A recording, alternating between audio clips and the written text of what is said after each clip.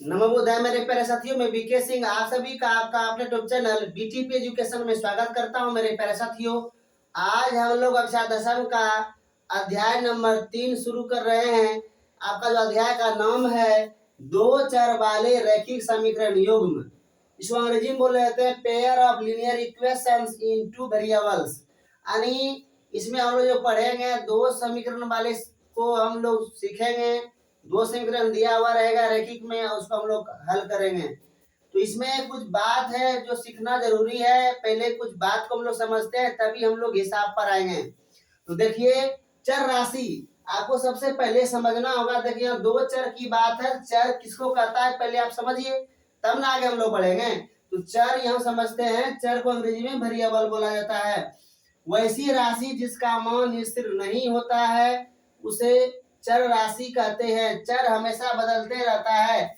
चर का कोई भी जो है ना, मतलब निश्चित मान नहीं रहता, वह परिस्थिति के अनुसार बदल जाता है। जैसे में समझिए एक्स वाई जेड, आप एक्स वाई जेड जो है हमेशा इसके मान बदलते रहते हैं, इसलिए एक्स वाई जेड को हम क्या बोलते हैं, चर राशि बोलते हैं। इसके और हो सकते हैं मान। उसके बाद चलिए अचर राशि। अचर राशि को अंग्रेजी में हम लोग कांस्टेंट बोलते हैं। बहुत इंपॉर्टेंट बात है, इसको समझना चाहिए। वैसी राशि जिसका मान हमेशा स्थिर रहता है उसे हम अचर राशि कहते हैं। जैसे 5 हो गया, 7 हो गया, 8 हो गया, √2 पाई 3.14/7। छोटी में देखिए एबीसी अगर यूज हो रहा है तो इसको आप कांस्टेंट यहाँ समझिएगा, ठीक है। और एक्स वाई में जो रहेगा उसको हम लोग चर समझेंगे। और एक्स वाई में जो रहेगा उसको हम लोग चर समझेंगे। जैसे मान लीजिए एक्स प्लस वाई, यह क्या है, बराबर 5। जैसे ये है चर और ये क्या है, अचर है। तो यहाँ पर आपको दिख रहा है कि कुछ खास संख्या है, कम मतलब निश्चित है। 6-7 उदाहरण है। इतना सा ही अचर होता है, नहीं, अचर संख्या अनगिनत हो सकते हैं, इसकी गारंटी नहीं है। आगे समझिएगा, अचर के दो भाग होते हैं। अचर राशि के पहला होता है स्वेच्छ अचर, दूसरा होता है निरपेक्ष अचर। स्वेच्छ अचर को अंग्रेजी में आर्बिट्री कांस्टेंट हम लोग कहते हैं। जैसे में देखिए, छोटी एबीसी को और जेड तक लिखिए और बड़ी एबीसीडी को जेड तक लिख दीजिए, तो इसको हम लोग क्या बोलते हैं, आर्बिट्री कांस्टेंट हम लोग बोलते हैं। यदि आपको निरपेक्ष अचर समझना है, निरपेक्ष अचर को बोला जाता है एब्सोल्यूट कांस्टेंट। इसमें अंक आ जाता है, जैसे प्राकृत संख्या टोटल आ गया, फिर अपरिमेय संख्या √2 √3 √5 √7 आ गया। तो यहाँ पर हम लोग क्या सीखे, यहाँ पर देखिए हम लोग कैसे, क्या जरूरी है, यहाँ चर और अचर जानना जरूरी होता है। क्योंकि यदि आप चर अचर का ज्ञान नहीं रखेंगे तो आपसे संभव नहीं है आगे बढ़ना। ये बेसिक चीज है, इसको आप समझिए। परीक्षा में आता नहीं है लेकिन सवाल बनाने में जरूर काम आता है। तो आगे हम लोग बढ़ते हैं।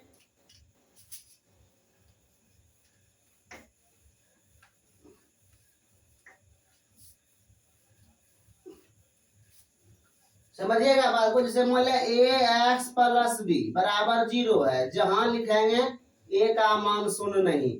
यहाँ पर a और b जो आप देख रहे हैं यह चर है, क्या है, यह चर है। और x जो आप देख रहे हैं ये क्या है, चर है। तो यह x में समीकरण है। तो यहाँ पर ए बी जो है, ए बी क्या हो गया, a, b जो हो गया बिलोंग्स टू r हो गया। r का मतलब रियल नंबर, r का मतलब रियल नंबर, इसका मतलब बिलोंग्स टू मतलब का सदस्य है। और ए बी जो है r का सदस्य है। तो यहाँ हम लोग समझेंगे ए बी क्या है, अचर राशि है, और इसका x क्या है, चर है, इसलिए हम लोग को समझना होगा। इसे मान लिया 2x + 3y बराबर 8 है। तो यहाँ पर देखिए x, y जो है ये हो गया अचर राशि, क्या हो गया, सॉरी चर राशि हो गया, चर राशि। और 2, 3 और 8 जो आपका हो गया ये क्या हो गया, अचर राशि हो गया। तो चर अचर आप समझ में, आप लोगों को समझ में आ गया होगा। चर अचर समझे तो हम लोग आगे बढ़ते हैं। देखिए रैखिक समीकरण देखिए कई प्रकार के होते हैं। देखिए रैखिक समीकरण के प्रकार, पहला समझिएगा, एक चर वाले रैखिक समीकरण। देखिएगा वैसा समीकरण जो ax + b बराबर 0 के रूप का होता है उसे एक चर वाला रैखिक समीकरण कहते हैं, जहां a, b belongs to R है। तो यहाँ पर हम लोग क्या करेंगे, एक चर वाले रैखिक समीकरण क्या होगा, सिर्फ एक चर रहेगा। जैसे यहाँ देख लीजिए 3x + 7 बराबर 0, 6x + 8 बराबर 0, x + 2 बराबर 3x + 4। देखिए यहाँ पर एक ही कांस्टेंट है 3x - 2 बराबर 0। जब एक ही अचर राशि हो, सॉरी एक ही चर राशि हो, तो उसमें क्या बोलेंगे, एक चर वाले रैखिक समीकरण बोलेंगे।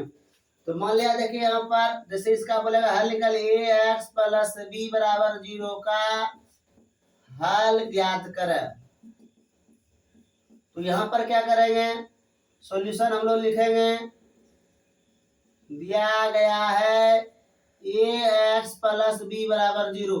ये आपका एक चर वाले रैखिक समीकरण मान लिया है। इसको हल जब करिएगा तो क्या करेंगे, देखिए ax बराबर -b, तो x बराबर क्या -b/a, इसलिए लिखेंगे अतः x = -b/a। एक चर वाले रैखिक समीकरण जो होता है उसके केवल कितने हल होते हैं, केवल एक हल होते हैं। इसको आप हमेशा याद रखिएगा, ऑब्जेक्टिव में आ सकता है प्रश्न कि एक चर वाले रैखिक समीकरण का कितने हल होते हैं, केवल एक हल होते हैं। तो कुछ बात को हम लोग समझते हैं फिर से।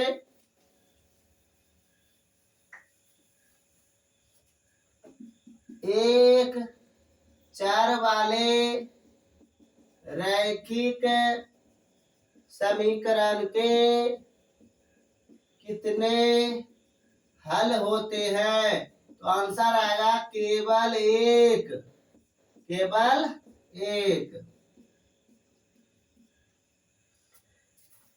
एक चर वाले रैखिक समीकरण का व्यापक रूप होता है ax + b बराबर 0, जहां a का मान 0 नहीं है तथा a, b belongs to R। देखिए ऐसा जो हम लिखते हैं इसको बोलता है बिलोंग्स टू। इसका मतलब हिंदी होता है का सदस्य है, और R का जो मतलब होता है रियल नंबर, इसको हिंदी में बोलते हैं वास्तविक संख्याएं। यहाँ पर ये अंक के रूप में रहेगा। तो आज के इतना ही, जय हिंद।